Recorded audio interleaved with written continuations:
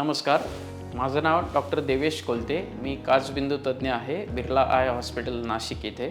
आज मी तुम्हाला थोडक्यात काचबिंदूविषयी आपण माहिती जाणून घेऊ. काचबिंदू हा असतो काय, त्याच्यासाठी केले जाणारे टेस्ट कुठले आहेत आणि काचबिंदूसाठी कोणते उपचार करावे लागतात, याची थोडक्यात माहिती आपण आज जाणून घेऊया. तर आता सगळ्यात महत्त्वाचं आणि पहिला विषय म्हणजे काचबिंदू आणि मोतीबिंदू याच्याबद्दल बऱ्याच पेशंट्सला कन्फ्युजन असतं. आपल्याला बऱ्याच जणांना वाटतं की मोतीबिंदू आणि काचबिंदू या काहीशा सारख्या गोष्टी आहे. नावात साधर्म्य असल्यामुळे बऱ्याच पेशंटला वाटतं की मोतीबिंदू आणि मग तो पिकला की पुढे काचबिंदू होतो. तर काही अंशी ते बरोबर आहे.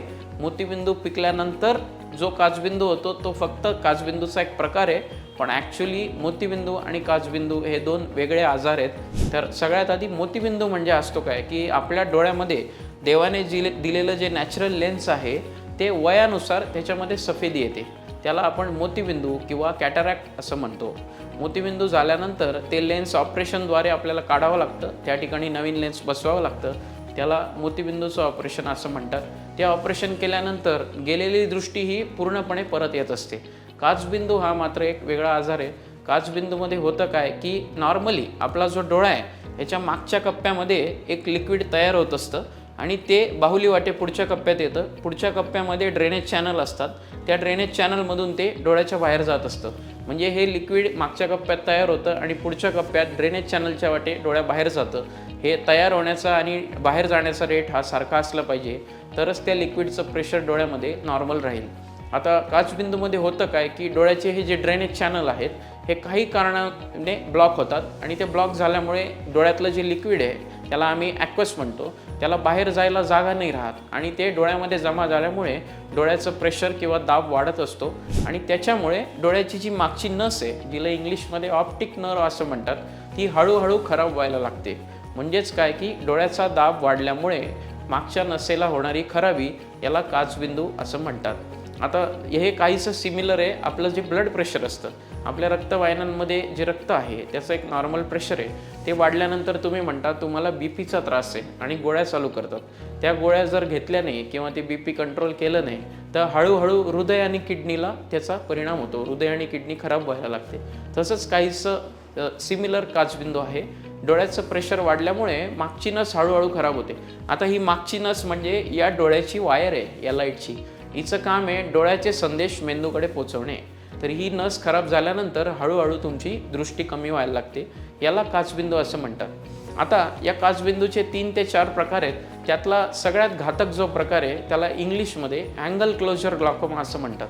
या काचबिंदूमध्ये होतं काय की डोळ्याची जी बाहुली आहे आणि बुबुळ याच्यातलं अंतर फार कमी होऊन जातं आणि डोळ्याचा पुढचा कप्पा फार छोटा झाल्यामुळे ड्रेनेज चॅनल ब्लॉक होतात आणि डोळ्याचं प्रेशर एकदम सडनली वाढतं. तर याच्यामध्ये लक्षणं काय दिसतात की डोळा लाल होणे, दुखणे, नजर अचानक कमी होणे, एका बाजूचं डोकं खूप जास्त दुखणे, हे लक्षणं घेऊन पेशंट आमच्याकडे येतात. ही इमर्जन्सी आहे आणि याची ट्रीटमेंट काय आहे तर एक सोप्या पद्धतीने आम्ही एक लेझर करून बुबुळाच्या बाजूला एक छोटंसं ओपनिंग बनवत असतो, ज्याच्याकडून त्या लिक्विडला डोळ्याच्या बाहेर ड्रेन व्हायला जागा करून देतो. त्याच्यामुळे ते प्रेशर खाली येतं. ही त्याची ट्रीटमेंट आहे, सोपी ट्रीटमेंट आहे. जर वेळीच पेशंट आमच्याकडे आला तर आपण त्याची दृष्टी वाचवू शकतो. आता या अँगल क्लोजर ग्लॉकोमाला जर ट्रीटमेंट न करता तसंच ठेवलं तर हळूहळू याचं क्रोनिक अँगल क्लोजर ग्लॉकोमामध्ये रूपांतर होतं. ज्याच्यामध्ये होतं काय की प्रेशर बराच काळात जास्त राहिल्यामुळे मागची नस हळूहळू खराब होते आणि मागची नस खराब झाली की तुमची नजर कमी होते. आता काचबिंदूमध्ये होतं काय की साईडने म्हणजे नजरेचा आवाका आधी कमी होत असतो, सेंटरमधून शेवटपर्यंत पेशंटला दिसतं. म्हणजे थोडक्यात काय की बऱ्याचशा पेशंटला काचबिंदू आपल्याला झाला आहे किंवा आहे हे समजत नाही. त्याचं कारण हेच आहे की नजर ही साईडने कमी होते, सेंटरमधून त्याला शेवटपर्यंत बारीकसुद्धा दिसत असतं. त्याच्यामुळे साईडने नजर कमी झाली की मग जोवर ती नस मागची 80 ते 90% खराब होत नाही तोवर पेशंट आमच्याकडे येत नाही आणि तो जेव्हा आमच्याकडे येतो तेव्हा बऱ्यापैकी साईडची नजर कमी झालेली असते.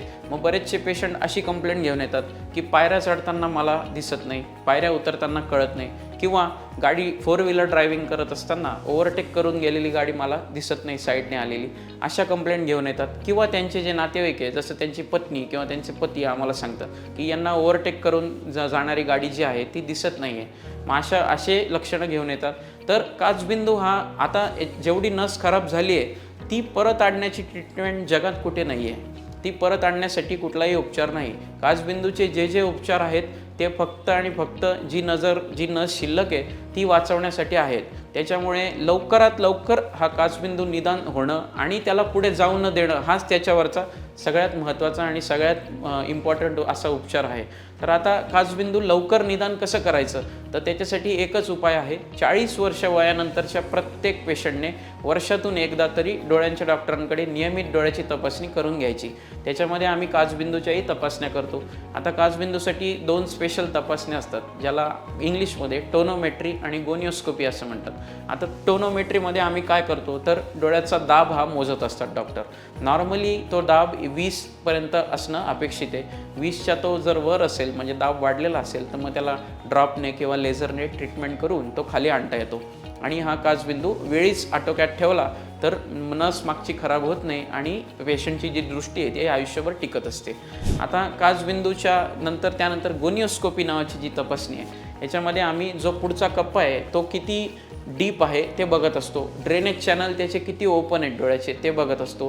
ते जर पुढचा कप्पा लहान असेल, ड्रेनेज चॅनल लहान असतील, तर मी जसं बोललो की याग लेझर नावाचं जे लेझर आहे ते करून आपण ते ड्रेनेज चॅनल मोठे करत असतो, जेणेकरून त्याला आयुष्यात काचबिंदूची रिस्क राहणार नाही.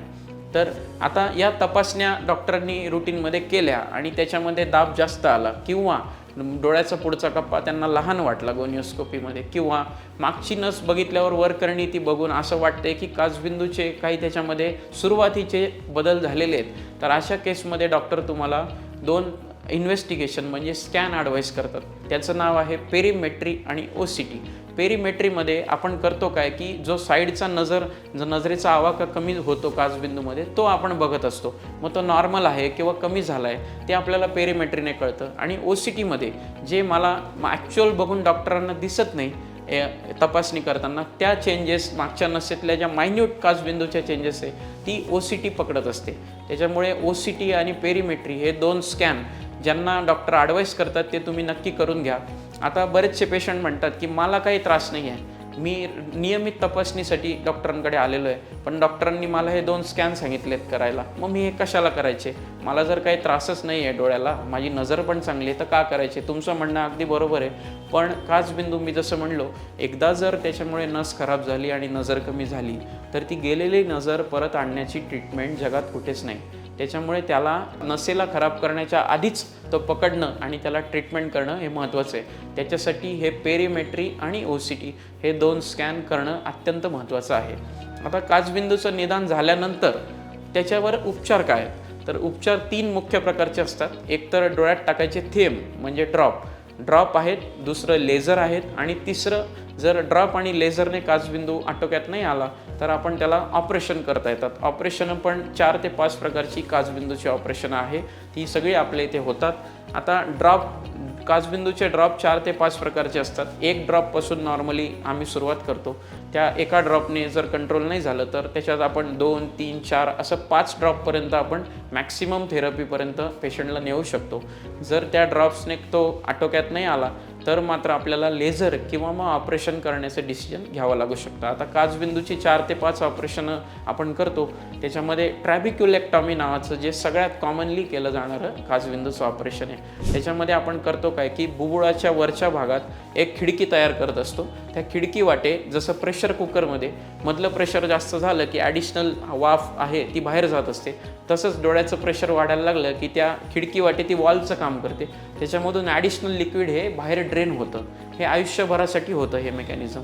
त्याच्यामुळे हे ट्रॅबिक्युलेक्टॉमी ऑपरेशन केल्यानंतर डोळ्याचं प्रेशर कमी होतं आणि आपण ड्रॉपही बंद करतो. बऱ्याचशे पेशंटचे ड्रॉप बंद होतात किंवा 4 ते 5 ड्रॉप असतील तर आपण प्रयत्न करतो की हे ऑपरेशन झाल्यानंतर 1 ते 2 ड्रॉपवर त्याला ठेवता यावं. पण एक गोष्ट महत्त्वाची आपल्याला लक्षात घेणं फार महत्त्वाचं इथे की काचबिंदू हा आजार पूर्णपणे बरा होणारा नाही. ड्रॉप, लेझर किंवा ऑपरेशन हे जे उपाय आहे मी जसं आधी सांगितलं की पुढे आत्ता जी नजर गेलेली आहे याच्या पलीकडे ती खराब होऊ नये आणि तो डोळा तुम्हाला आयुष्यभर टिकावा म्हणून हे सगळे उपचार आहेत. म्हणून ऑपरेशन झाल्यानंतर सुद्धा तुम्हाला तुमचे काचबिंदू स्पेशलिस्ट जसं सांगतील, डॉक्टर जसं सांगतील त्यांच्या सल्ल्यानुसार रेग्युलर फॉलोअपला येणं, आपल्या डोळ्याचा दाब तपासून घेत राहणं, दर 4 महिन्याला किंवा 6 महिन्याला डॉक्टरांच्या सल्ल्यानुसार तपासण्या करून घेणं, वेळोवेळी स्कॅन करून घेणं, जेणेकरून डॉक्टरांना आधीचे स्कॅन आणि आत्ताचे स्कॅन याची तुलना करता येईल. तो काचबिंदू पुढे जातोय की नाही हे आपल्याला बघता येईल. तर हे सगळं करून घेणं महत्त्वाचं आहे. जसं तुम्ही डायबिटीज आणि BP तुम्ही म्हणता का माझा डायबिटीज बरा झाला किंवा माझं BP बरं झालं, नाही. आपण गोळ्या घेतो आणि आपण म्हणतो माझी शुगर कंट्रोलमध्ये आहे. तसा काचबिंदू हा बरा होत नसतो, त्याला आपल्याला आयुष्यभर कंट्रोलमध्ये ठेवायचं असतं. आमच्याकडे काचबिंदूच्या सगळ्या तपासण्या आणि उपचार अवेलेबल आहे. आपण सगळ्यांनी त्याचा जरूर लाभ घ्या. धन्यवाद.